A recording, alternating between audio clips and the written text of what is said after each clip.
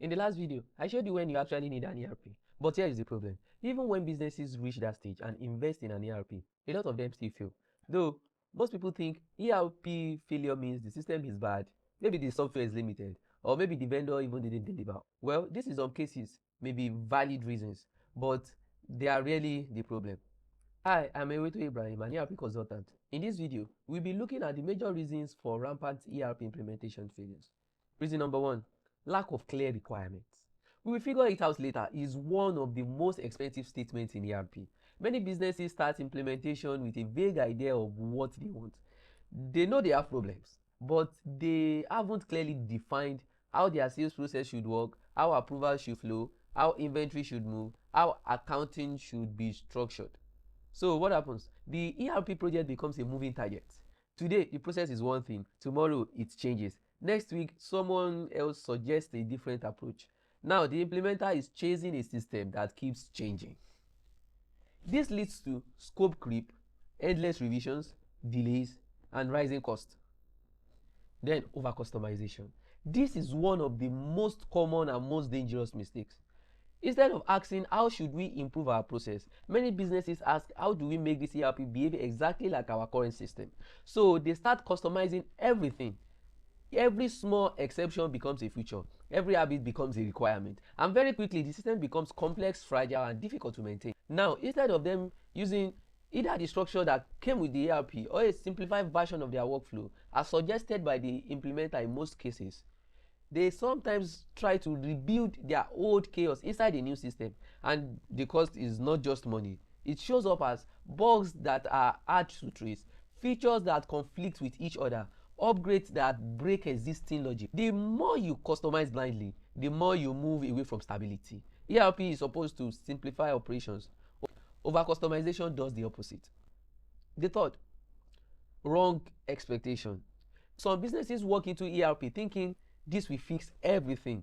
They expect higher sales immediately, automatic efficiency. ERP requires discipline. So if your discipline is low, ERP will not enforce itself.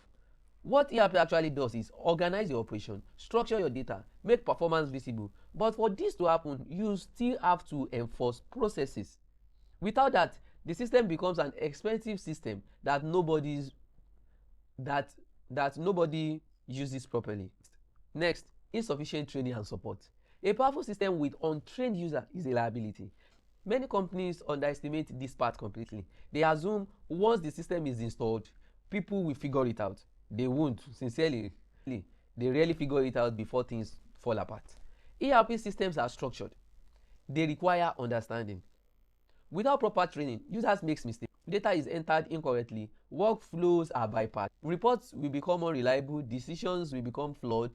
Trust in the system drops. Then people stop using it properly. Support is equally important because questions will come up. Issues will arise. If users don't get timely support, they create workarounds. And those workarounds slowly destroys the integrity of the system. ERP is not a one-time setup thing.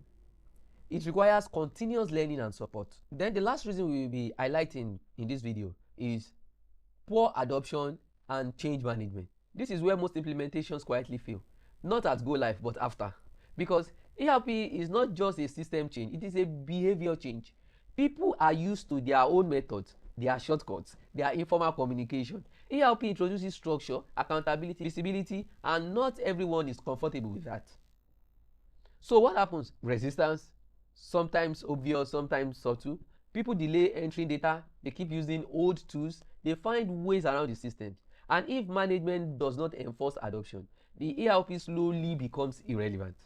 You end up with partial usage, inconsistent data, broken workflows, and eventually the conclusion becomes ERP is not working. But the reality is the system was never fully adopted in the first place. Change management is not optional. It requires leadership enforcement and clear communication. Without it, even the best ERP will fail. In summary, ERP fails when there is no clarity from the beginning. Complexity is introduced through customization. Expectations are unrealistic. Users are not properly trained. And when people resist the system.